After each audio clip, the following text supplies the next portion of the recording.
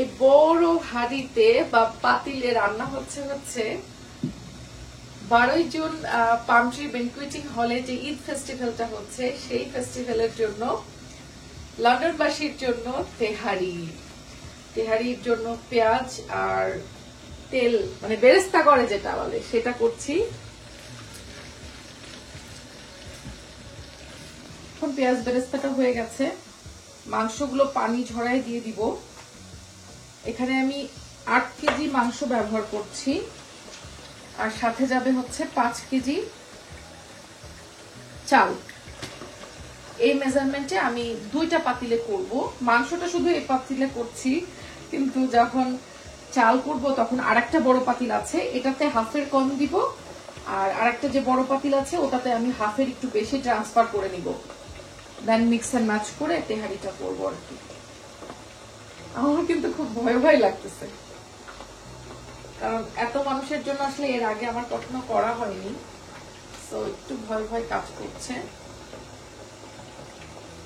ইনশাআল্লাহ একটু সবাই দোয়া করেন আমার জন্য।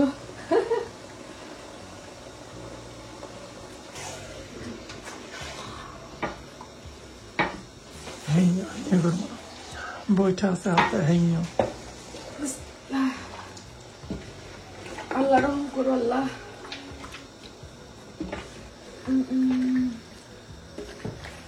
हेयो जोर लगा के हेयो दम लगा के हेयो আমি পেরেছি। আমার গায়ে নাকি এক মুরগির জোরও নাই, সবাই বলে। এই যে দেখো আমার গায়ে কতগুলা মুরগির জোর। 3 মুরগির জোর, 3 মুরগি না 5 মুরগির জোর লাগবেই এখানে। মানে তেঁতুল পাতা দিয়ে দিলাম, একটু ছেড়েই দিব। আর দিয়ে দিয়েছি তেহারির জন্য মশলা। এখন আবার জোর লাগা কেটে গিয়া এখানে আদা রসুন দিয়ে দিচ্ছি। আমি আন্দাজ মতো সবকিছু দিচ্ছি, মানে একটা এতদিনে রান্না করতে করতে যে আন্দাজ হয়েছে সেই অনুযায়ী। ফ্রেশ আদা রসুনের রান্না কিন্তু মজা। কোনো লবণ দিচ্ছি না, কারণ মশলার মধ্যে বিট লবণ এগুলো দেওয়া আছে। এবার ফ্রেশ আদা রসুনটা মিক্স করব।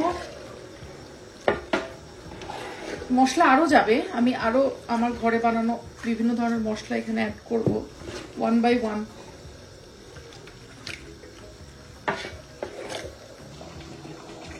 ধান কিন্তু বের হওয়া শুরু হয়েছে অলরেডি। শেজাস মমের হাতের তেহারি ফর দি ফার্স্ট টাইম আমি এরকম কোন উদ্যোগ নিচ্ছি। আর এই মজার তেহারি খেতে হলে কি করতে হবে বলেন তো?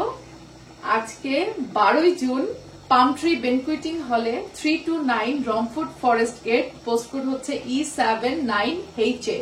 আমি পিন কমেন্টে পোস্টকোডও দিয়ে দিব ডিটেলস সহ। গুগলে পাম ট্রি ব্যানকুয়েটিং লিখে সার্চ দিলেও আপনারা পেয়ে যাবেন। তো সবাই চলে আসবেন আমাদের ঈদ ফেস্টিভ্যালে। বেলা 12টা থেকে রাত 10টা পর্যন্ত হবে এই ফেস্টিভ্যালটা। সেখানে বিভিন্ন শপিং করতে পারবেন, ফুড স্টল থাকবে, খাওয়া দাওয়া করতে পারবেন, সবকিছু হবে এক ছাদের নিচেই। আর সেখানে কিন্তু আমার রেসিপিস বাই শেজাস মমের ফুড স্টলের পাশাপাশি সিয়ারা টগের স্টল থাকবে, হার ডেস্টিনির স্টল থাকবে, অন্যান্য আরো 12-14টা আমাদের বিভিন্ন পেজ ওনারদের স্টল থাকবে। সুন্দর সুন্দর প্রোডাক্ট থাকবে ঈদ শপিং এর জন্য। শেজাস মমের হাতের আরো কি থাকবে জানেন তো? ফুচকা চটপটিও আছে। তেহারি কিন্তু আমি খুব বেশি করছি না, লিমিটেড। আগে আসলে আগে পেয়ে যাবেন এই মজার তেহারি। ইভেন বিকেল বা সন্ধ্যায় 1 কাপ চায়ের সাথে একটু মুড়ি, একটু মজাদার ফুচকা চটপটির সাথে কিন্তু ডিজের সঙ্গীতের ব্যবস্থাও থাকবে। সবকিছু এনজয় করার জন্য হলে কিন্তু চলে আসতে হবে আজকেই 12 জুন। প্রোগ্রামটা কিন্তু শুধুমাত্র আমাদের এই 12ই জুনের জন্যই, ঠিক আছে?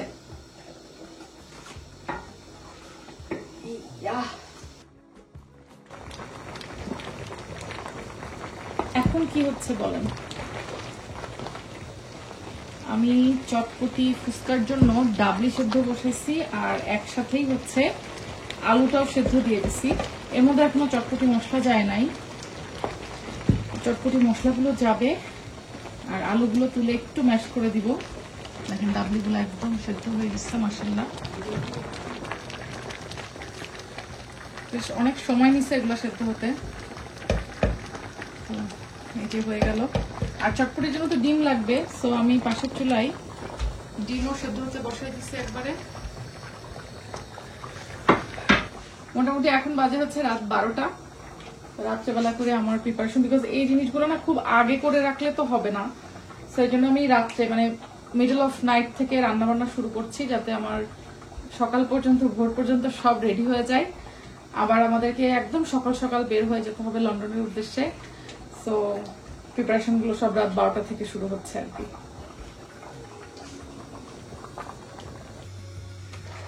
আমি এখন ছোলা ভুনা করার জন্য ছোলার আগে কালো পানিটা বের করে নিব, এই জন্য সেদ্ধ বসাইছি। তারপরে পানিটা ছেঁকে ফেলাই দিব। আমার সব থেকে বড় প্রবলেম হচ্ছে আমি আসলে এত আয়োজন তো কখনো এরকম একবারে করি নাই, যার জন্য বাসা বাড়িতে রান্নার জন্য এত বড় হাঁড়ি আমার নাই। তো এই একটা বড় হাঁড়ি আছে, আর এর থেকে সামান্য একটু ছোট যেটাতে তেহারির মাংস প্রিপেয়ার করলাম, এই দুটা বড়। আর ছোট ছোট তো অনেক আছে, এখন হচ্ছে বড় হাঁড়ি লাগবে। তো এই দুটাকেই ইউজ করতে হচ্ছে বারবার, একটা রান্না করে ঢেলে রেখে আবার আরেকটা, বেশ ভালো সমস্যা।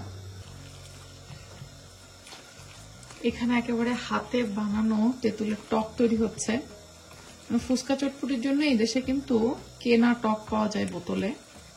আমরা বাসাতেও অনেক সময় তাড়াহুড়া লাগলে বা শর্টকাটে করতে চাইলে ওই টক খাই। তো আজকে ভাবলাম যেহেতু সবাই সেজাস মমের হাতের ফুচকা চটপটি খাবে, স্পেশালি ফুচকার জন্য টক তো লাগেই, তো সেই টকটা না হয় আমি নিজে হাতেই বানাই।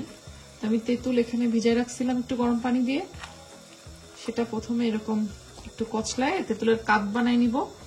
আর তেঁতুলের কাপটা তারপরে বিভিন্ন ধরনের মশলা এগুলো দিয়ে একেবারে যেভাবে ফুচকার সেই স্বাদের একটা টক তৈরি করব, একদম হোমমেড টক।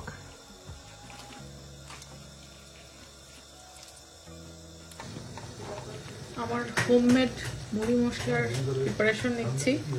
মশলাটা কষাই নিলাম, আর এখন দিচ্ছি সাথে হলো একদম হোমমেড মশলাটা। এই মুড়ি মশলাটা স্পেশাল, একদম স্পেশাল। হ্যাঁ, এটা দিয়ে মুড়ি মাখানো হবে। আরে গোপন কি, রেসিপিস বাই সিরাজ মোমে এটা রেসিপি অলরেডি আছে, রেসিপির আর গোপন কি আছে, বাট এটা অনেক মজা হয়। তো এই মুড়ি মশলাটা তৈরি হচ্ছে কিন্তু মুড়ি মাখানোর জন্য।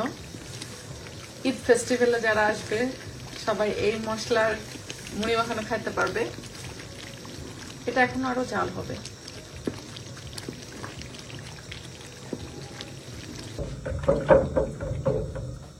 আমাদের রেডি হচ্ছে হলো ফুচকা চটপটির টক। একটু চিলি ফ্লেক্স দিব সাথে, না আর লাগবে না। আমার হাতের এই টকটা সবাই খুব পছন্দ করে, একদম একবারই পাবেন সবাই।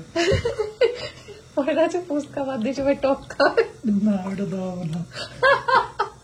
আগে থেকে তুমি এরকম বলে দিলে কেমনে হবে বলো? পরে টক নিতে হলে শুধু ফুচকা দাম দিয়ে টক নিতে যেতে হবে। শুনছেন কি বলে আপনাদের ভাই? আল্লাহ। কষানো মশলা, এই কষানো মশলার মধ্যে যাবে হচ্ছে ছোলা। ছোলা ভুনাটার জন্য মশলা কষাই নিচ্ছি। প্রথমে পেঁয়াজ বেরেস্তা করে নিয়েছিলাম, তারপরে যাবতীয় যা বাটা মশলা, গুঁড়া মশলা, লবণ সবকিছু দিয়ে একদম মশলাটা কষায় আসছে। এবার সেদ্ধ করা ছোলা আমি দিয়ে দিচ্ছি। ছোলাটাকে আমি আগে লবণ দিয়ে সেদ্ধ করে পানি ঝরাই নিচ্ছি। এবার এই যে গোলটা লাগায় ছোলার মধ্যে ডুব দেওয়া হচ্ছে। ছোলা ভুনাটাও হয়ে গেল, এর উপরে এখানে বেরেস্তা ছিটাই দিব, আর একটু গুঁড়া মশলা দিয়ে দিব।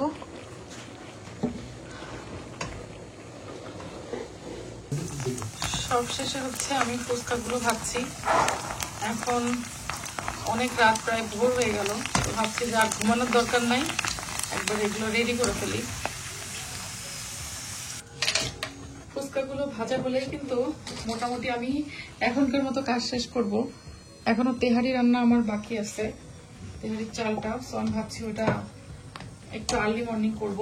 এখন অলরেডি বেজে গেছে হচ্ছে প্রায় 4:45।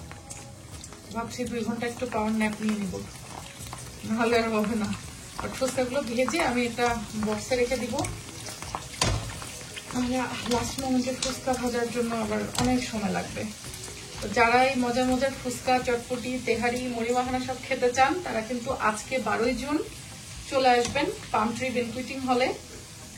আর ইনশাল্লাহ লন্ডনের সব আপুদের সাথে দেখা হবে আমাদের ঈদ ফেস্টিভ্যালে। আজকে সবাই আসবেন, কিন্তু আমন্ত্রণ রইল সবার।